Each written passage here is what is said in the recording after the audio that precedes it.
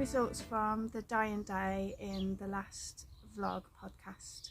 We dyed lots of blue face Leicester, which is from the farm next door, which you can just see behind me, those fields. We've got lots of silk waste along the front, all different kinds of wool tops along this side. Some of it's merino, but a lot of it is different kinds, all different kinds of sheep in their wool tops. Different textures, and doing a nice mixture of textures and different kinds of wools to blend together.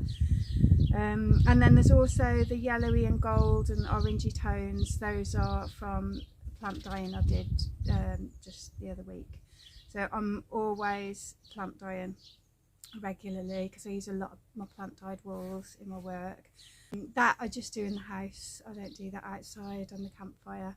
But I will be mordauntine outside on the campfire at some point this summer for some different colours. But all of these ones are done with onion skins or turmeric. There's red onion skins and there's brown onion skins and then turmeric. Got some other plant dyed wools next to me which I'll show you in a minute. And then in this basket is another load of different kind of silk waste. And this one is a much shorter silk waste, so this will be really good in felting. So I'm going to make some really nice felting packs with that, with different wools, and then the silk waste to create texture for wet felting. And I have spun with some of that as well, just carded small amounts of it into my bats and spun that. But it is quite a short staple fibre, that one. This grey colour over here, this was the exhaust pot at the end that I was talking about that I didn't show in the last video, or I didn't show it coming out of the pot. So that's all rinsed and dried now, and I've got a good pile of greys which I like to tone in with the colours.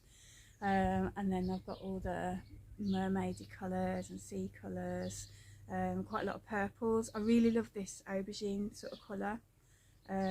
Which I think it is. I think it's aubergine. I am a bit colourblind, so sometimes I think something's a certain colour and it's not. But it looks to me, and I think it is, like an aubergine colour. I think Elfie said it was as well. So then I've got some nice light pastel-y sort of, I always go for purples, greens and blues in there amongst it because I love loads of peacocky colours. I also love, and I haven't got as much in this dye pot, I'll be doing that in the next one.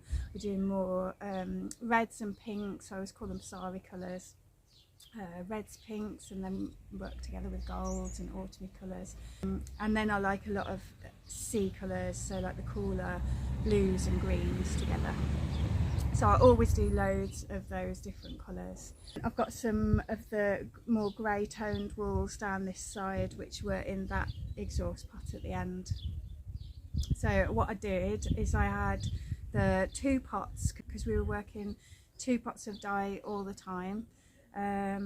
So I mixed them both together and then I just stuck in a little bit of black and just to see what would come out, and put the last bunch of wool that I had ready to go in. To soak that up, and some rovings, some wool tops. So on Instagram, the reel that I posted was when I was putting the dyes on top. I did move those around afterwards, the wools, but I just like to follow my intuition, how long to leave it there. So I just leave the dye powder on for a little bit so that it picks up darker tones in certain areas of the wools and silks, and then move it around and let the rest of the fibre pick up some of the dye, but not as much. So I've got some variations in shade in the wools, but yes, I do move them around. And some of them I move around a lot, so I get more of an even tone over the wool, like this one.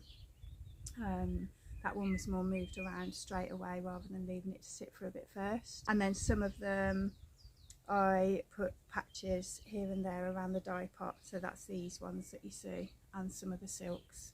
So it would pick up, you know, purple in one area, greens in another and blues in another, and work that one like that.